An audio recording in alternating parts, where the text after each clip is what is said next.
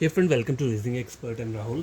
तो एक नया टॉपिक स्टार्ट किया मैंने, ठीक है, और जिसका नाम क्या है डेटा सफिशिएंसी, ठीक है, जो कि एसएससी रीजनिंग में रहता है। तो देखो डेटा सफिशिएंसी में आपको क्या चीज़ें पढ़नी होती है। देखो मैं आपको इस वाले क्वेश्चन में आज सिर्फ एक ही क्वेश्चन लिखा है क्योंकि मुझे क्वेश्चंस काफ़ी लिखने पड़ेंगे, ठीक है, क्योंकि थोड़े लेंथी रहते हैं ये और मेरे पास वैसा सेटअप नहीं है कि क्वेश्चन सारे के सारे एक साथ लिख के ले आऊँ।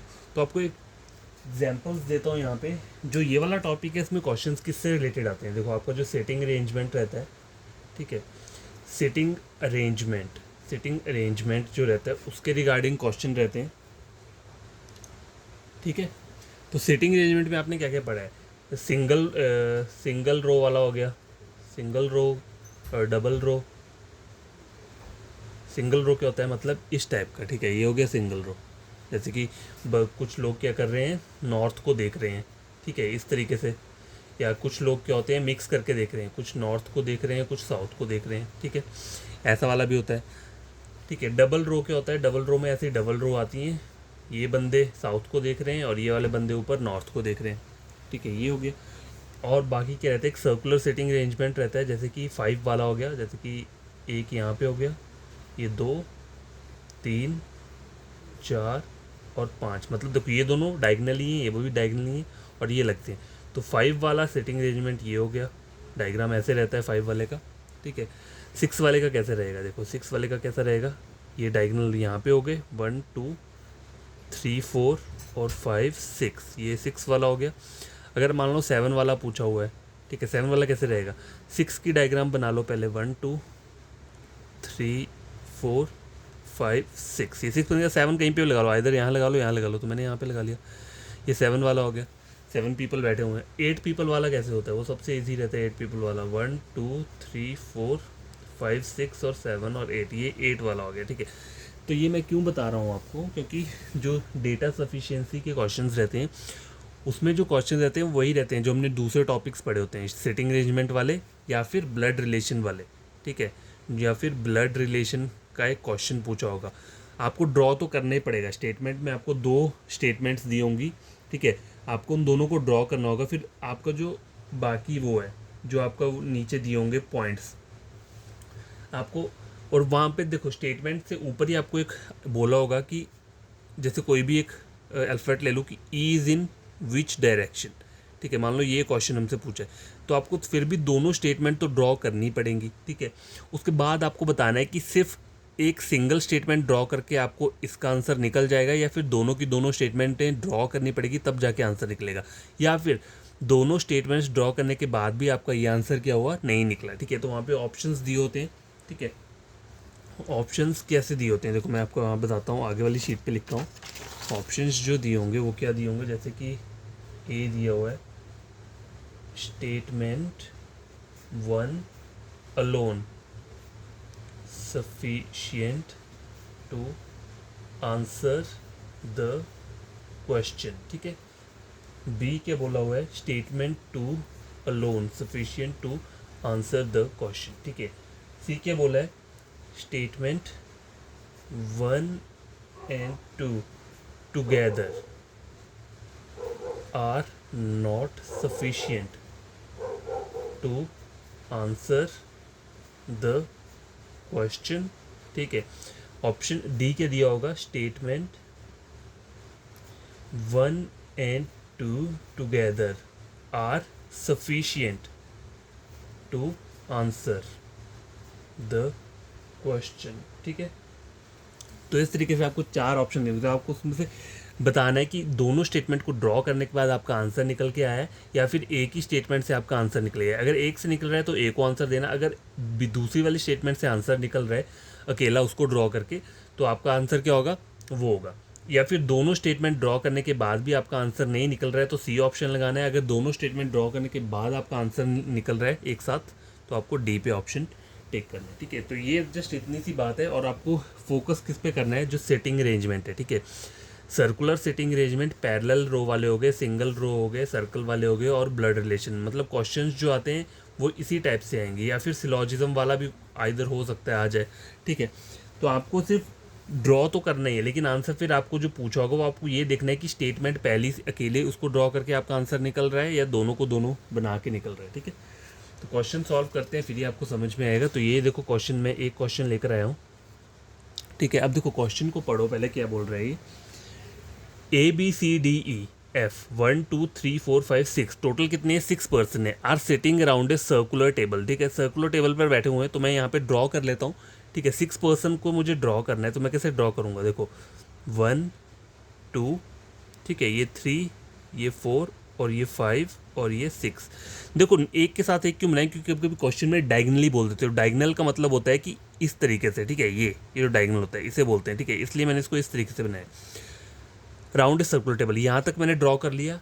Each of them faces either the centre of the table और outside opposite to the centre. अब देखो इन्होंने बोला है कि इनमें से ये जो टोटल नंबर ऑफ 6 पर्सन, इनमें से कुछ क्या कर रहे हैं, सेंटर को फेस कर रहे हैं। सेंटर को फेस मतलब अंदर को, ठीक है, मैं एरो अंदर को दे दूंगा। और कुछ क्या कर रहे हैं, बाहर को, मतलब बाहर को। लेकिन इसमें मुझे क्लियरली नहीं, ये नहीं बोला है कि सारे के सारे अंदर को देख रहे हैं। अगर मुझे बोला होता सब के सब अंदर को फेस कर रहे हैं, तो मैं इन सबको क्या करता, इस तरीके से एरो अंदर की तरफ बना लेता सभी का, ठीक है। जिससे मुझे ये पता रहता कि सबके सब क्या कर रहे हैं, इस सेंटर को फेस कर रहे हैं, ठीक है। लेकिन यहाँ पे उन्होंने क्या बोला है, each of them faces either the centre. हो सकता है कि कुछ सेंटर को फेस कर रहे हैं और कुछ क्या कर रहे हैं, बाहर की तरफ फेस कर रहे होंगे। तो मुझे नहीं पता ना, अभी तो मुझे नहीं पता, तो इसको मैं ऐसे ही छोड़ दूंगा, ठीक है। सर्कल बना के इसको 6 पर्सन वाला सर्कल बना के मैं इसको ऐसे छोड़ दूंगा। अब मुझे क्वेश्चन बोला क्या है, in which direction is D facing, बोला है डी कहाँ पे फेस कर रहा है, ठीक है। तो मुझे क्वेश्चन का आंसर तभी मिलेगा जब मैं स्टेटमेंट पढ़ूंगा, मुझे वो ड्रॉ करना पड़ेगा। अब देखो स्टेटमेंट चेक करो, पहला है, क्या बोल रहा है ये, B sit second to the right of F. ये ऐसा बोल रहा है, बी क्या है, sit second to the right of F. F के सेकेंड राइट पे बी बैठा हुआ है, ठीक है। ये मैंने इतना सा ड्रॉ यहाँ पे साइड में कर लिया, ठीक है। अब मुझे ये नहीं पता कि बी की डायरेक्शन क्या है, ठीक है। हो सकता है, मतलब एफ की डायरेक्शन नहीं पता है। देखो B sit second to the right of F, F की डायरेक्शन हो सकता है, अगर मान लो एफ कहाँ पे कर रहा है, सेंटर को फेस कर रहा है। सेंटर मतलब ये, ठीक है। अगर एफ यहाँ को फेस कर रहा है मान लो, तो बी यहाँ पे आ जाएगा, ठीक है। अगर मान लो एफ क्या कर रहा है, आउटसाइड फेस कर रहा है, तो बी कहाँ पे आ जाएगा, इस वाली डायरेक्शन में आ जाएगा, ठीक है। देखो ये तो पढ़े ही है ना, सिटिंग अरेंजमेंट तो हर किसी ने पढ़ा हुआ है, तो उसको तो ये बेसिक रूल पता ही होंगे, ठीक है। मैं जब पढ़ाऊंगा ना, तब मैं पूरा बेसिक तरीके से पढ़ाऊंगा, जिससे आपको अभी भी कोई कन्फ्यूजन ना हो, ठीक है। तो बोला है B sit second to the right of F, F के सेकंड राइट पे बी बैठा हुआ है। तो मैंने यहाँ पे एक छोटा सा एज्यूम करके एक डायग्राम बना लिया। अगर मान लो एफ को क्या किया है, एफ अगर यहाँ को देख रहा है सेंटर को, तो डायग्राम ऐसा बनेगा। मतलब अगर एफ मान लो मैं यहाँ पे रखता हूँ, तो बी यहाँ पे आ जाएगा। अगर सपोज करो एफ को मैं आउटसाइड बनाता हूँ, मतलब एफ की डायरेक्शन को बाहर रखता हूँ, तो एफ के सेकंड राइट पे, मतलब 1 2 सेकंड राइट पे कौन आएगा, बी आएगा। क्योंकि देखो राइट और लेफ्ट का पता कैसे चलेगा आपको, वो भी मैं बताता हूँ। देखो both are facing the centre, देखो ये भी लिखा है इन्होंने, B sit second to the right of F and both are facing centre, मतलब दोनों के दोनों सेंटर को फेस कर रहे हैं। तो अब मेरा मतलब क्या, अब मैं एफ को कहीं पर भी ले सकता हूँ, एफ को मैं किसी भी पोर्शन पे रख दूँ, मुझे एफ की डायरेक्शन पता है, बी की भी पता है मुझे, ठीक है। एफ को उन्होंने क्या बोला है, सेंटर पे रखना है, तो मैंने एज्यूम कर लिया यहाँ पे, ठीक है। ये मैंने क्या रख लिया, एफ रख लिया, ठीक है, एफ रख लिया। अब देखो एफ के सेकंड राइट पे बी बैठा है, B sit second to the right of F, तो एफ के सेकंड राइट पे। अब देखो राइट कैसे पता लगेगा, अभी सेंटर को देख रहा है, तो राइट कहाँ पे आएगा, ये, और लेफ्ट कहाँ पे आएगा, ये। अगर मान लो ये एफ जो है बाहर को देख रहा हो, तो इसका राइट कहाँ पे आएगा, बाहर वाले डायरेक्शन में राइट आएगा यहाँ पे, और लेफ्ट कहाँ पे आएगा, यहाँ पे, ठीक है। ये बात हमेशा याद रखना। तो मैं बी को यहाँ पे ड्रॉ कर लेता हूँ, और बी का जो एरो है वो भी सेंटर की तरफ है, ठीक है। तो ये दो मेरा यहाँ तक बन गया। मैं इतना धीरे इसलिए बता रहा हूँ आपको, क्योंकि पूरा ये समझ में आ जाए, ठीक है। B sit second to the right of F and both are facing the centre, पहला ये मैंने ड्रॉ कर लिया। Only 2 people are sitting between A and E. अब मुझे क्या बोल रहा है, ए और ई के बीच में 2 बंदे बैठे हैं। अब वो तो किसी भी डायरेक्शन में ना, देखो दोनों की डायरेक्शन मुझे नहीं पता ना, ए और बी कहाँ पे हैं, कहीं पे भी आ सकते हैं। लेकिन एक चीज़ देखने लायक क्या है, देखो बोला है इन्होंने ए और ई के बीच में 2 बंदे आएंगे, ठीक है। तो अगर आप ए को यहाँ रखोगे, ठीक है, ए को मैं मान लो यहाँ पे रखता हूँ, तो ई को मुझे यहाँ रखना पड़ेगा, तभी 2 बंदे आएंगे। लेकिन यहाँ पे तो ऑलरेडी बी बैठा हुआ है, तो मैं मतलब ए को यहाँ नहीं ले सकता। अगर सपोज करो मैं ए को यहाँ रखता हूँ, ठीक है, तो 2 छोड़ के ये यहाँ पे क्या आ जाएगा, ई आ जाएगा। तो ये मेरा सेटिस्फाई हो रहा है। या फिर अगर मैं ए को यहाँ रखता हूँ, तो 2 छोड़ के बी वहाँ पे आ रहा है, ठीक है। तो मतलब मेरे को पता चल गया कि ए आइदर यहाँ आएगा या यहाँ पे आएगा, इन दोनों में से कहीं पर आएगा, ठीक है। अब आगे क्या बोल रहा है ये, देखो only 2 people are sitting between A and D from either side, ठीक है, ठीक है, from either side. Either side का मतलब क्या होता है, आइदर ए यहाँ पे हो सकता है या फिर यहाँ पे भी हो सकता है। अब आगे देखो क्या बोला हुआ उन्होंने, both A and E R facing the same direction, ठीक है, ये भी उन्होंने बोला है कि जो ए और ई मतलब यहाँ पे आएंगे, ये तो मुझे पता लग गया, लेकिन इनकी डायरेक्शन भी सेम रहेगी। अगर एक अंदर को देख रहा है तो दूसरा भी अंदर को देख रहा है, अगर एक बाहर को देखेगा तो दूसरा भी बाहर को देखेगा, ठीक है, यहाँ तक हो गया। आगे बोल रहा है A is not an immediate neighbour of B. अब मुझे यहाँ से एक हिंट मिल गया, इन्होंने बोला है ए जो है वो बी का नेबर नहीं है। अब देखो एक बात याद रखना, immediate neighbour, immediate neighbour NEIGHBO, immediate neighbour का मतलब क्या है। मान लो यहाँ पे मैंने ए लिखा हुआ है, ठीक है, तो यहाँ पे सी और डी है, तो ए का इमीडिएट नेबर कौन है, ए का इमीडिएट नेबर सी भी है और ए का इमीडिएट नेबर डी भी है, ठीक है। अब मेरे को यहाँ पे इन्होंने क्या बोला हुआ है, इन्होंने बोला है ए जो है is not an immediate neighbour of B, मतलब ए क्या है, ए यहाँ पे भी नहीं आ सकता और ए यहाँ पे भी नहीं आ सकता, ठीक है। बी का इमीडिएट नेबर नहीं होना चाहिए ना ए, तो ए ना यहीं पे आएगा ना ए यहाँ पे आएगा, तो ए के पास पोजीशन क्या बचती है, ए को यहाँ ही रुकना पड़ेगा, ठीक है। और ई जो है वो ऑटोमेटिकली यहाँ पे आ जाएगा, क्योंकि ए और ई के बीच में दो पर्सन्स को सेट करना है, ठीक है। लेकिन मुझे डायरेक्शन अभी तक पता नहीं है, ठीक है, यहाँ तक तो क्लियर है, लेकिन डायरेक्शन पता नहीं है। तो हमको दूसरा वाला जो ये मेरा स्टेटमेंट है ये मुझे चेक करना है, C is facing the opposite direction of B. अब इसका मतलब क्या है, C is facing the opposite direction of B, मतलब अगर B क्या है सेंटर को देख रहा है तो C कहाँ देख रहा होगा, आउटसाइड देख रहा होगा, ठीक है। तो मुझे C का डायरेक्शन पता चल गया, C कहाँ देखेगा, बाहर की तरफ देखेगा, लेकिन C को आप रखोगे कहाँ पे, तो आगे पढ़ लेते हैं क्या बोला हुआ है। D is sitting to the second left of C, ठीक है, D को देखो, अब C की डायरेक्शन बाहर आएगी, D is sitting to the second left of C के सेकेंड लेफ्ट पे। अब मैं C को अगर यहाँ रखता हूँ, ठीक है, C को यहाँ रखता हूँ बाहर की तरफ, तो सेकंड लेफ्ट तो यहाँ पे आ रहा है, ठीक है, तो मुझे सी कहाँ रखना पड़ेगा, यहाँ पे रखना पड़ेगा। देखो अगर मैं सी को यहाँ रखता हूँ और सी की डायरेक्शन कहाँ पर आई है, बाहर को आई है, ठीक है, ये तो लग गया पता। अब सी के सेकंड लेफ्ट में, तो लेफ्ट कहाँ पे जा रहा है, इस साइड को, 1 2, सेकंड लेफ्ट में कौन बैठा हुआ है, कौन बैठा है, देखो डी बैठा हुआ है, तो डी कहाँ पे आ जाएगा आपका, यहाँ पे आ जाएगा। अब देखो मुझे डायरेक्शन किस किस की पता चल गई, CFB, ठीक है, और DAE की डायरेक्शन क्या है मेरे लिए अनआइडेंटिफाइड है, क्योंकि मुझे इन दोनों स्टेटमेंट को ड्रॉ करके भी इनकी क्या है डायरेक्शन को नहीं पता चला।